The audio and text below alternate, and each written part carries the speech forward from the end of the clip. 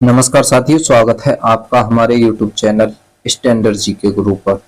साथियों, इस वीडियो में यूपी ट्रिपल एससी पेट परीक्षा के लिए जीके का प्रैक्टिस सेट करने वाले हैं, जो प्रैक्टिस सेट आपकी परीक्षा में काफ़ी सहायता करेगा।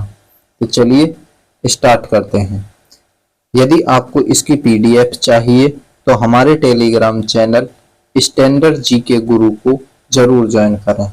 तो आज का पहला क्वेश्चन हो रहा है, पीपल्स वॉर ग्रुप नामक आतंकवादी संगठन किस राज्य से संबंधित है? तो पीपल्स वॉर ग्रुप नामक जो आतंकवादी संगठन है, ये मध्य प्रदेश से संबंधित हो जाता है।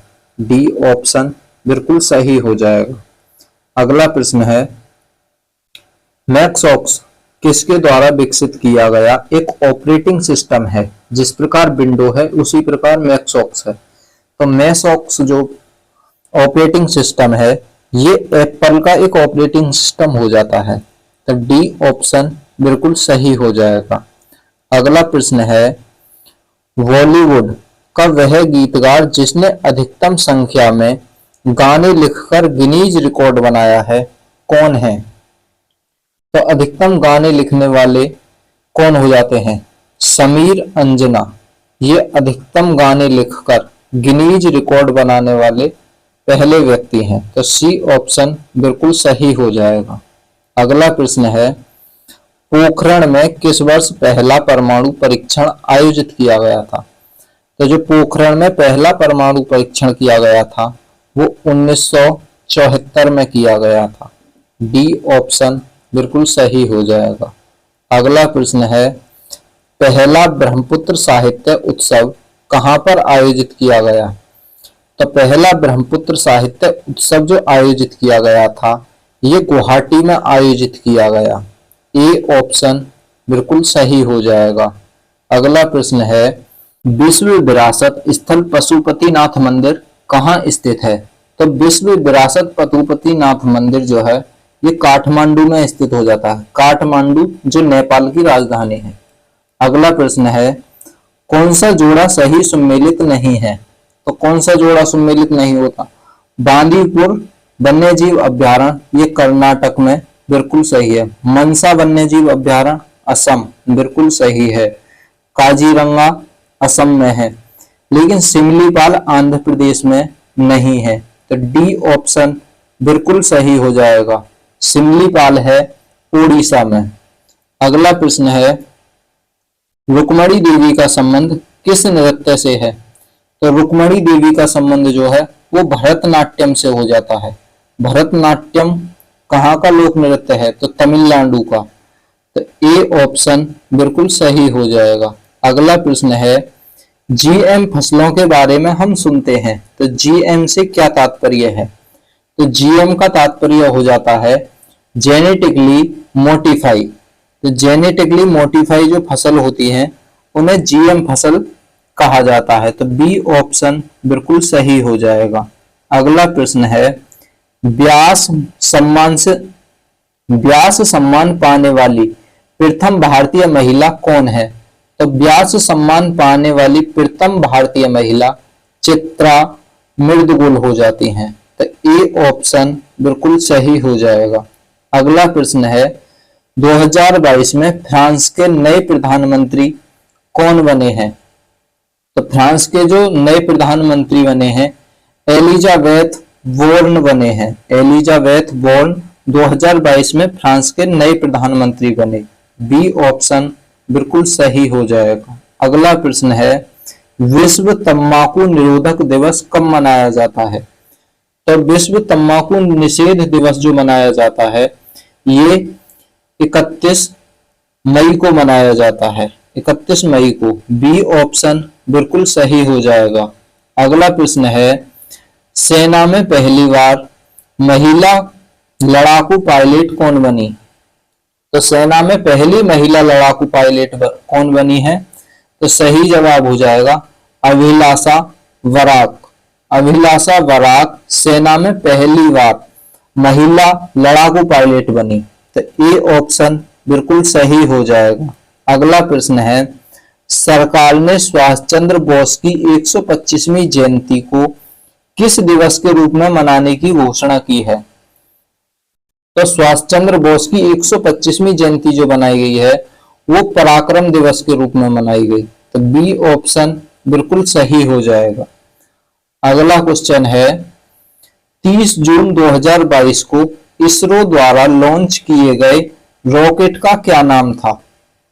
तो 30 जून को जो रॉकेट लॉन्च किया गया उसका नाम था PSLV C-53। तो सी ऑप्शन बिल्कुल सही हो जाएगा। अगला प्रश्न है अंतरराष्ट्रीय योग दिवस कब मनाया जाता है? तो अंतरराष्ट्रीय जो योग दिवस मनाया जाता है 21 जून को अंतरराष्ट्रीय योग दिवस मनाया जाता है। ए ऑप्शन बिल्कुल सही हो जाएगा। अगला प्रश्न है सशस्त्र सेना झंडा दिवस कब मनाया जाता है? तो सशस्त्र सेना झंडा दिवस जो मनाया जाता है ये 7 दिसंबर को मनाया जाता है। पहली बार कब मनाया गया था? 1949 से। 1949 से लगातार मनाया जा रहा है। तो बी ऑप्शन बिल्कुल सही हो जाएगा। अगला प्रश्न है पीएम नरेंद्र मोदी द्वारा भारत के पहले स्वदेशी विमान वाहक पोत INS विक्रांत को नौसेना में कहां पर शामिल किया गया? तो INS विक्रांत को जो नौसेना में शामिल किया गया है प्रधानमंत्री नरेंद्र मोदी द्वारा वो कोचीन शिपयार्ड लिमिटेड इन कोची में शामिल किया गया है। तो ए ऑप्शन बिल्कुल सही हो जाएगा। अगला प्रश्न है अग्निपथ योजना 2022 कब शुरू की गई थी? तो अग्निपथ योजना 2022 जो शुरू की गई थी ये 14 जून 2022 को शुरू की गई। सी ऑप्शन बिल्कुल सही हो जाएगा। अगला प्रश्न है नई दिल्ली के प्रतिष्ठित राजपथ राष्ट्रपति भवन से इंडिया गेट तक की सड़क का नाम बदलकर क्या रखा गया है? तो राजपथ का जो नाम बदलकर रखा गया है वो कर्तव्य पथ रख दिया गया है। बी ऑप्शन बिल्कुल सही हो जाएगा। अगला प्रश्न है एक प्रकाश वर्ष का मान कितना होता है? तो प्रकाश वर्ष दूरी का मात्रक होता है। दूरी तो एक प्रकाश वर्ष कितना होता है? 9.46 गुणा 10 की पावर 15 मीटर। तो सी ऑप्शन बिल्कुल सही हो जाएगा। अगला प्रश्न है LPG का पूरा नाम क्या है? तो LPG की जो फुल फॉर्म हो जाती है तो LPG की फुल फॉर्म है liquefied petroleum gas. Liquefied petroleum gas ये LPG की फुल फॉर्म हो जाती है। बी ऑप्शन बिल्कुल सही हो जाएगा। अगला प्रश्न है किस रक्त समूह को सर्वदाता कहा जाता है? तो सर्वदाता जो रक्त समूह होता है वो O जो है सबको रक्त दे सकता है लेकिन AB जो ब्लड ग्रुप होगा वो हर किसी का ले सकता है, ये सर्वग्राही होता है। तो डी ऑप्शन बिल्कुल सही हो जाएगा। अगला प्रश्न है पेट्रोल की गुणवत्ता किससे प्रदर्शित की जाती है? तो पेट्रोल की जो गुणवत्ता प्रदर्शित की जाएगी वो ऑक्टेन संख्या से प्रदर्शित की जाती है। ए ऑप्शन बिल्कुल सही हो जाएगा। अगला प्रश्न है सापेक्ष आर्द्रता को मापने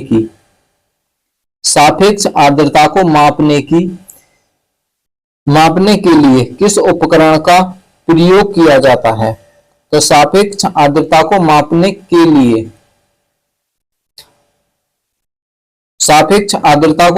के लिए हाइग्रोमीटर का प्रयोग किया जाता है। तो बी ऑप्शन बिल्कुल सही हो जाएगा। वायुमंडलीय दाब मापने के लिए बैरोमीटर का प्रयोग किया जाता है।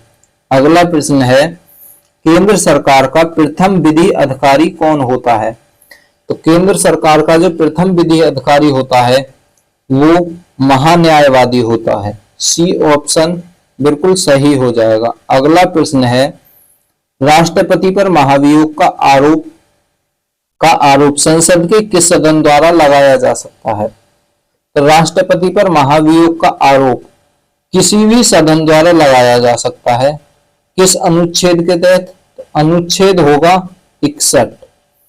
तो सी ऑप्शन बिल्कुल सही हो जाएगा। अगला प्रश्न है, संपत्ति के अधिकार को हटाकर, संपत्ति के अधिकार को किस संविधान संशोधन द्वारा हटा दिया गया?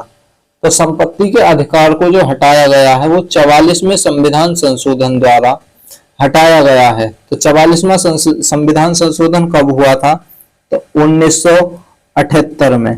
तो ए ऑप्शन बिल्कुल सही हो जाएगा, 44वें संविधान संशोधन द्वारा। अगला प्रश्न है, संविधान सभा में राष्ट्रगान को कब स्वीकार किया गया? तो संविधान सभा में राष्ट्रगान को जो स्वीकार किया गया था वो 24 जनवरी 1950 को स्वीकार किया गया। ए ऑप्शन बिल्कुल सही हो जाएगा। अगला प्रश्न है, संविधान सभा की प्रथम बैठक कब हुई थी? तो संविधान सभा की जो प्रथम बैठक हुई थी 9 दिसंबर 1946 को प्रथम बैठक हुई। ए ऑप्शन बिल्कुल सही हो जाएगा।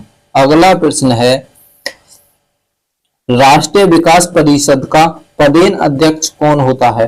तो राष्ट्रीय विकास परिषद का पदेन अध्यक्ष प्रधानमंत्री होते हैं, प्रधानमंत्री।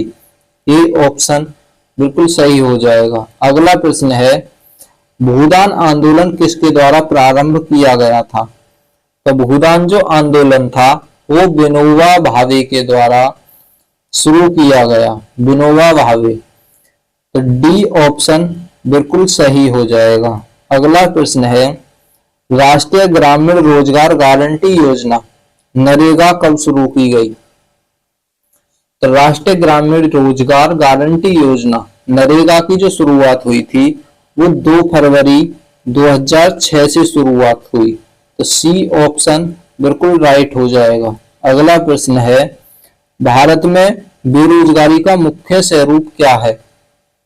तो भारत में बेरोजगारी का मुख्य स्वरूप हो रहा है संरचनात्मक, संरचनात्मक बेरोजगारी का स्वरूप है। तो बी ऑप्शन बिल्कुल सही हो जाएगा। अगला प्रश्न है, भारत में राष्ट्रीय आय की गणना का कार्य कौन करता है?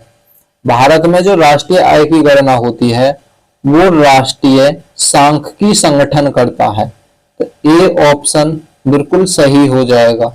अगला प्रश्न है, भारत में पहली बार जाति आधारित जनगणना कब हुई थी? तो भारत में पहली बार जाति आधारित जनगणना 1931 में हुई। सी ऑप्शन बिल्कुल सही हो जाएगा। और भारत में जो पहली बार जनगणना हुई वो 1872 में हुई थी। अगला प्रश्न है, सिंह भूम किसके लिए प्रसिद्ध है? तो सिंह भूम जो झारखंड में स्थित है वो तांबे के लिए प्रसिद्ध है। इसके लिए तांबे के लिए। तो सी ऑप्शन बिल्कुल सही हो जाएगा। अगला प्रश्न है,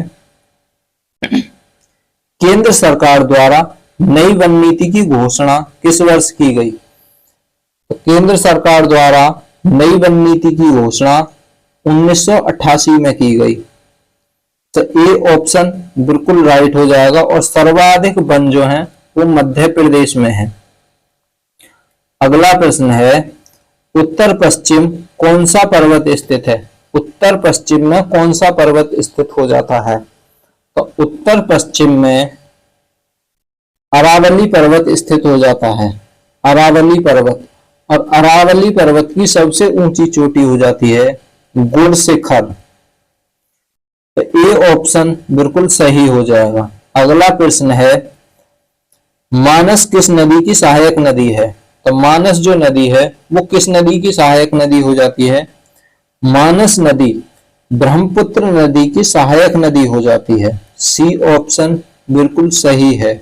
अगला प्रश्न है, गदर पार्टी के एक प्रमुख नेता इनमें से कौन थे? तो गदर पार्टी के नेता कौन थे? तो गदर पार्टी के नेता हो जाते हैं लाला हरदयाल सिंह, गदर पार्टी के प्रमुख नेता हो जाते हैं। और गदर पार्टी की जो स्थापना हुई थी वो 1913 में हुई थी। तो ए ऑप्शन बिल्कुल सही हो जाएगा। अगला प्रश्न है, भारत में गर्म दलीय आंदोलन का पिता किसे माना जाता है?